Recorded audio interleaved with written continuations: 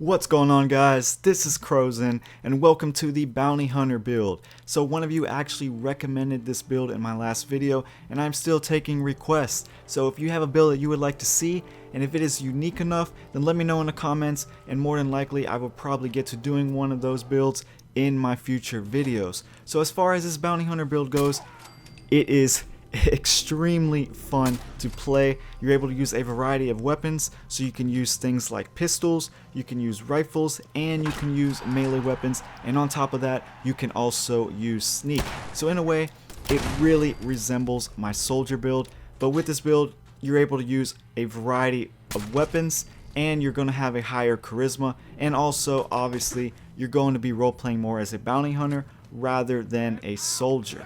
So what I love the most about this build though is you can really adapt. Some scenarios it's going to be better to just run in and swing your baseball bat, and other scenarios it's better to lay back and stay stealth, and really you can change in the middle of combat, change the way you play the game. So that's probably what I love about this build the most.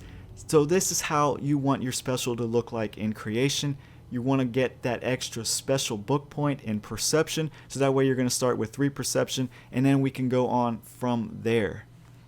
Alright, so here we are in the perk chart, and as you see this build caps out at level 55. I tried to get that lower, guys, but unfortunately there wasn't any kind of perk I could eliminate. So level 55, it is what it is.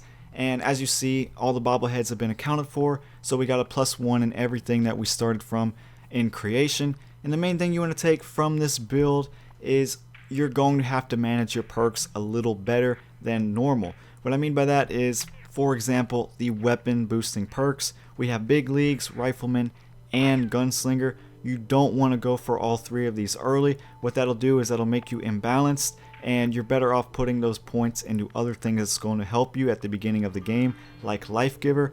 And what I recommend you guys to do is go for Big Leagues early, and then go for Rifleman or Gunslinger early as well. Only go for one of the gun boosting perks. That way you can use melee weapons and either use rifles or guns, or rifles or pistols early in the game, and save the other one for later, or for when all your other perks are locked and you find that one of these is unlocked, and put that point into that. So other things to note is stealth. I said stealth was going to be kind of useful with this build, but the main thing you will notice is I actually didn't go with the ninja perk. Now if this was a pure stealth build, obviously I would go with ninja, guys, but being that I'm not going to be using sneak all the time, I kind of thought ninja wasn't going to be too useful with this build, and it also cost me 5 points to go and get that max in ninja. So what I thought is I would go with Mr. Sandman instead. If you are using sneak, you're probably going to be using silenced weapons as well, so I figured I would just go that route instead. And also I recommend you guys to get Deacon as a follower, unlock his Cloak and Dagger perk, and that will give you some nice bonus sneak attack damage as well. So other things to note is I went with awareness, I went with locksmith since I figured locksmith is more suited for a bounty hunter than hacker. I also went with armor, so that way you can unlock all the nice ballistic weave armors out there. And that is really it as far as this goes. Other things to note, I went with chem resistant and I went with chemist, so you can use chems with this build as well.